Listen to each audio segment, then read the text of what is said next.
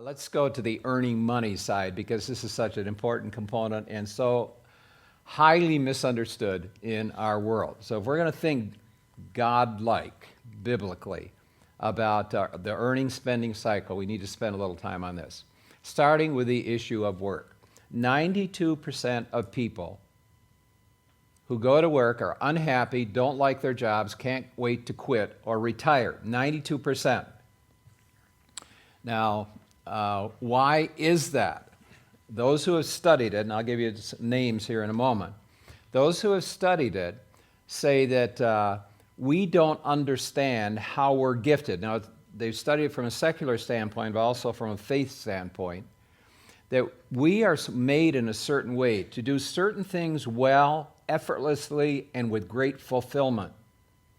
But unfortunately, the way the corporate world works, where most people work, that's not recognized. There's a lot of history to that.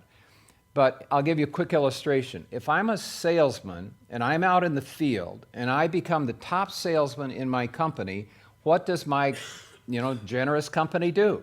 They make me the sales manager.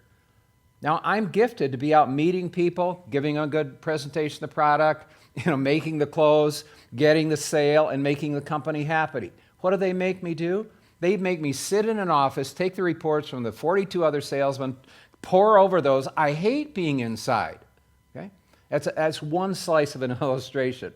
Now, those who studied it started out at the University of Nebraska in Lincoln with two guys, Donald Clifton and Marcus Buckingham. And if you want to find that, go to Gallup.com, look up Strengths Finder. There's a little assessment you can take online, maybe $15, in a book called Strengths, I think it's Strengths 2.0, and you will discover your top three or five out of the 35 natural strengths or our giftedness, our talents that we have that God has embedded into our life.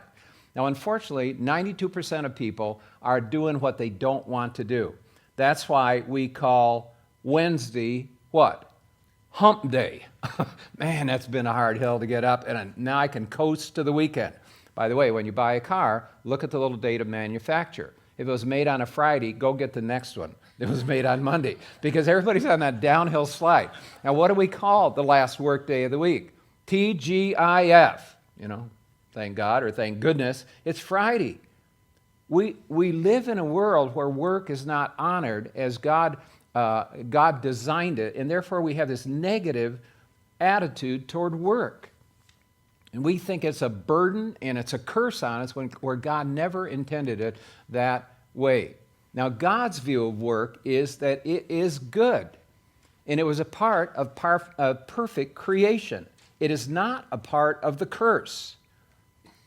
And as I mentioned earlier, God himself worked for 6 days to put this whole universe together, the world in which we live, so generously supplied for. He worked for 6 days, and then he rested. Now, this particular discussion is so timely for me right now because yesterday morning I was with a bunch of guys over in Gentry. We meet every Tuesday, and for at least 4 lessons, we're talking about the subject of work, labor, and rest. Profound stuff in it. Guys, how do you figure this out? Well, do I work so much? Yesterday, particularly talking about how we get off either end of the continuum. People's response to work. Either they say it's too hard, I don't even want to get into it, and we go toward leisure. We just want entertainment. On the other side, if we're a competitive person and we're talented and competent, we say, I'm going to beat this system, and we end up workaholics. It's hard for us to find the balance. But in the beginning, when God designed us to work and illustrated it, demonstrated it himself, he said, it's good. The Lord God said to Adam, before Genesis 3, where the fall came, he took the man and put him in the Garden of Eden to work and to take care of it. Okay? Work is not bad, though we live in a world which communicates to us that it is. It's commanded both in the Old and the New Testament. In the 10 Commandments, we find it very simply. 6 days you shall do your labor and do all your work. The 7th day is a Sabbath to the Lord your God. A couple of weeks ago, when we had our first lesson, which was entitled Labor and Rest, It made the point after God labored for 6 days, he didn't rest because he was tired and beat down. He rested when he viewed and was able to enjoy his work that was completed. That's a whole different way of looking at rest. And it has to do with, as we'll see in a moment, how do we do our work? Is it unto God? So we can stop at the end of the week and say, that was a good week, God. Thank you for giving me the gifts, the talent, the opportunity, the energy, the time to do a good job. Work is commanded in the Old Testament, in the New Testament as well. Even when we were with you, we gave you this rule. The one who is unwilling to work shall not eat. Now, unfortunately, society set up safety nets so you don't have to work and you can still eat. And again, we're talking about don't conform to the world's pattern, because there is a better way to do it. And it has to do as well with work and rest, earning and spending. Work develops character. Slaves, or we could put in employees in our day, employees, obey your earthly employers in everything. And do it not only when their eye is on you to curry their favor, but with sincerity of heart and reverence for the Lord. What does that say? Work is unto the Lord, not just because the boss is watching. Okay? And it's an attitude thing. That if we understand that we are working for the big E employer, God, it may change the way we do the work. And that's a message which the world largely misunderstands or ignores, because work is only for me to get a paycheck. And if I can get it through a hard day or an easy day or cutting corners, then the paycheck is the point. God never intended it that way. Ephesians 4, Paul picks up on it as well. Anyone who has been stealing, steal no longer. Work. Do something useful with your own hands. Part of the DNA that God has put into the human being made in the image of God is the fulfillment of work. And when we don't do things that produce something that we can be pleased about and step back and rest and say, wow, that was good, like God did after making the creation, there's something missing in our life. We will not find a level of satisfaction, as somebody put it, paying our rent for the space we take up while we're here. Okay? We haven't contributed. We all want to contribute something. And it's deeply rooted in Scripture. Work can and should bring satisfaction and fulfillment. Ephesians 6, 7, and 8. Serve wholeheartedly as if you were serving the Lord. Again, that's your boss, capital B, the Lord, not people. Because you know the Lord will reward each one for whatever good they do, whether they are employer or employee or slave or free. Okay? God is watching, as we saw in the video. And the verse that we looked at in David's prayer last week. O Lord, you have strength and power to exalt and give strength to all. You are the one, God, who gives the promotions. He is watching us in our work. And his desire is that work would be fulfilling to us if we begin to see it as service unto him. Now, in our men's lessons for the last couple of weeks, and I had not heard this before, but it was great insight. The two words, work and worship, have the same Hebrew root. Now, we run into it in the end of Romans 12:1, if you know that verse. I beseech you, therefore, brethren, by the mercies of God, you give your bodies a living sacrifice, which is and depending which translation you read it in, some say which is your spiritual worship in English, and some say which is your reasonable service. That's because it's the same word, and we don't often put those two together. Work, my punching in, my doing my job, really is a part of my worship before God. And it's here, serve wholeheartedly. Serve as if it were to the Lord. It should bring us satisfaction in fulfillment. Now, last week I promised you that there was a verse that said you should never spend your whole paycheck on yourself. Remember me saying that last week? I know none of you were kept up from sleeping about that, but here is the verse, the end of Ephesians 4:28. We read the first part. If you've been stealing, stop it.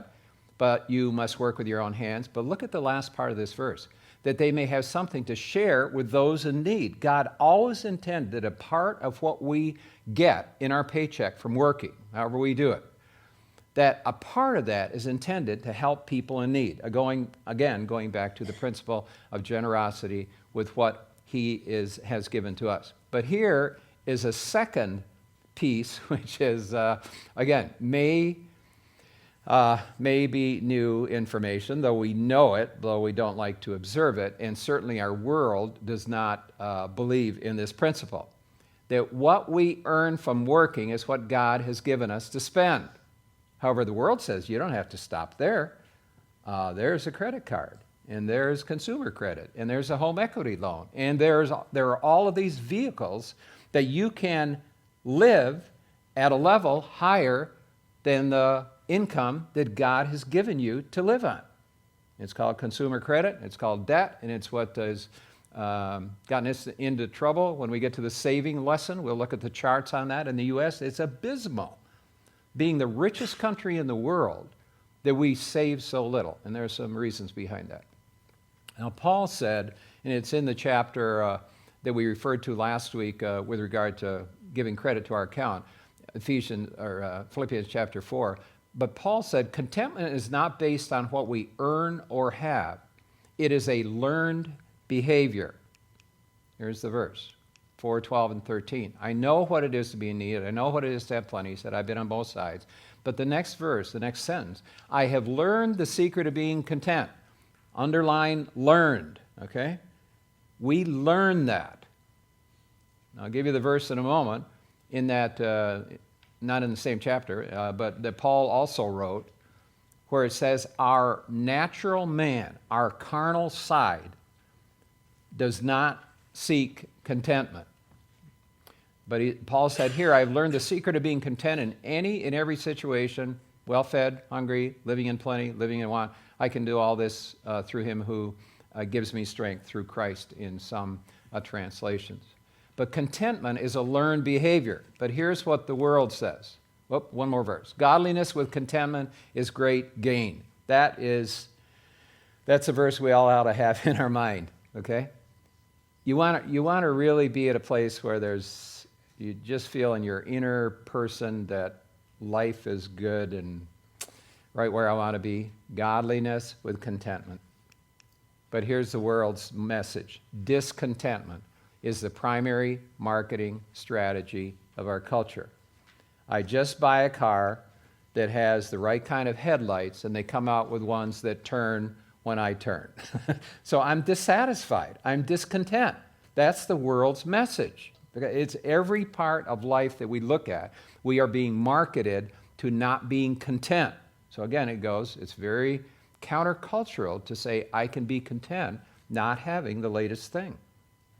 Godliness with contentment is great gain.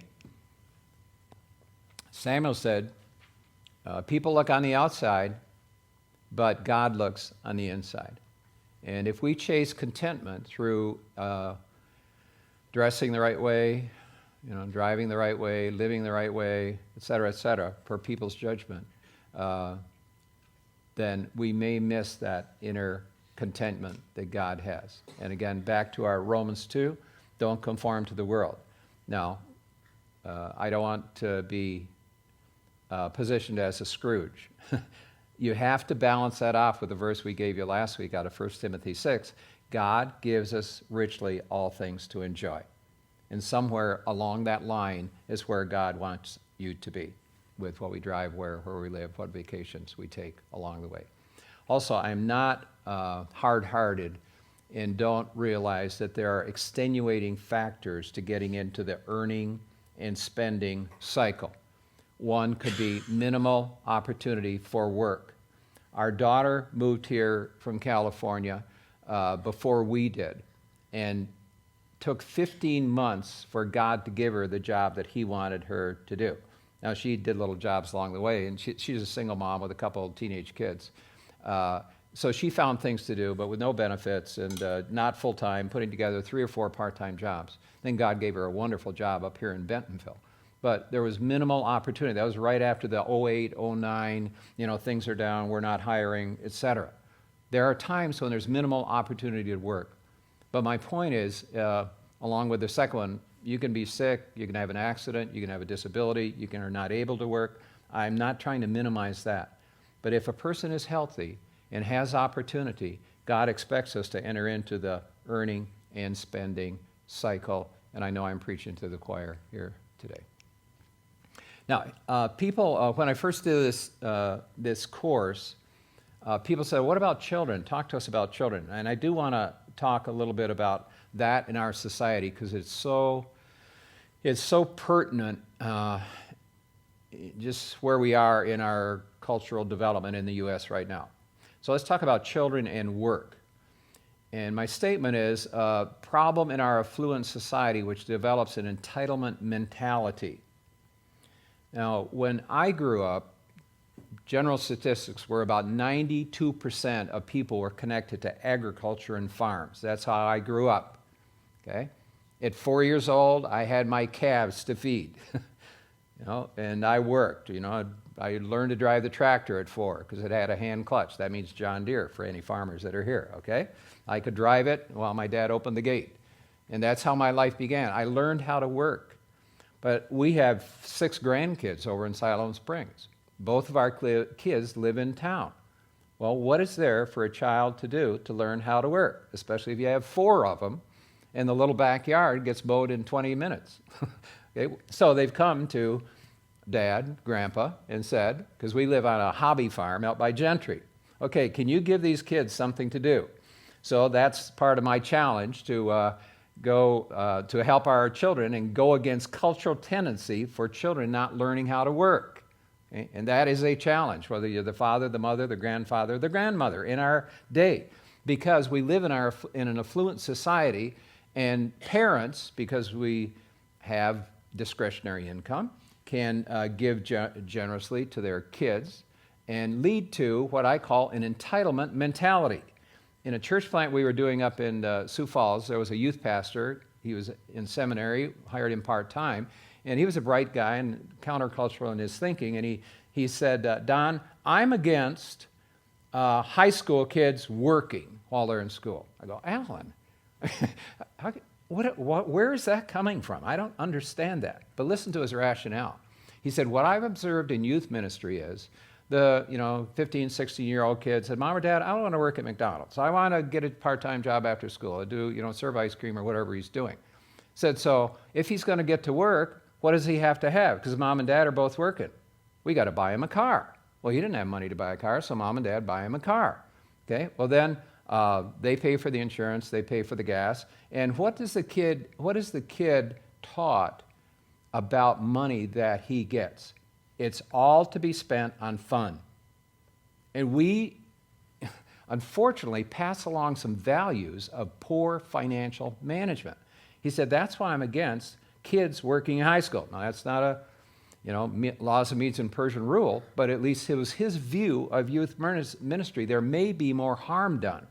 We teach kids, we try to teach them work, but maybe they get the wrong message along the way. So as parents, be careful of that. I was teaching this early on, and Doug Raines raised his hand and said, can I give an illustration? And I go, sure. And he said, John Maxwell, some of you know that name, he's a prominent pastor and church resource person.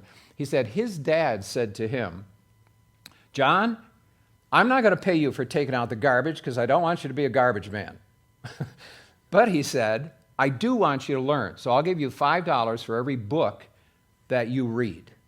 Now, John Maxwell is I don't know how many books he's written, Mark, but he's a prolific author and has been an influence in the church in America. So how do we teach our children the value of work and the right values that we want to pass along? Dave Ramsey says, don't ever give your child an allowance. Again, that teaches them, I get something for nothing. And with his children, he used the principle of commissions. He said, that's how it works in the real world. You do something, you get something. So, kid, you want to, earn something for an iPod? Then here's a list of things on the refrigerator. I don't know how he did it, but here's a list of things to do, and here's the value of them.